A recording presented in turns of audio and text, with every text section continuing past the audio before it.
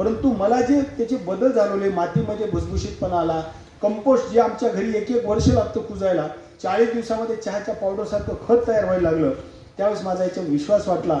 आणि गोमातेला आणि शेतकऱ्यांना वाचवण्यासाठी याच्यासारखं प्रभावी माध्यम दुसरं नाही आहे यावर माझा विश्वास बसला. आणि त्यामुळं मोठ्या प्रमाणात पूर्ण महाराष्ट्रामध्ये आज हे गोकृपा अमृतचं काम हे आपण मोठ्या प्रमाणामध्ये सगळीकडे करतो.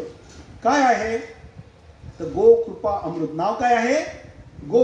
कृपा सुद्धा कोणाची गायचीच आहे, काही कोणाचं नाव नाही आहे. याचे जीवाणू कोणते आहेत? याच्यामध्ये NPK पण आहेत जे तुम्ही DAP खतातून मिळवता.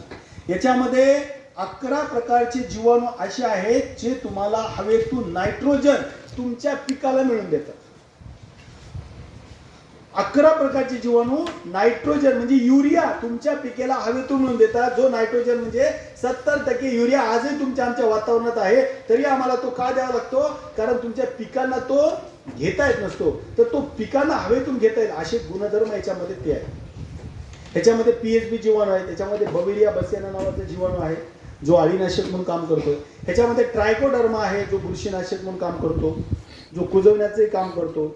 असे अनेक जवळपास वेगवेगळ्या 100 जीवाणूंचं मिश्रण हे गोकृपा अमृत आहे. तर याचे 5 यशस्वी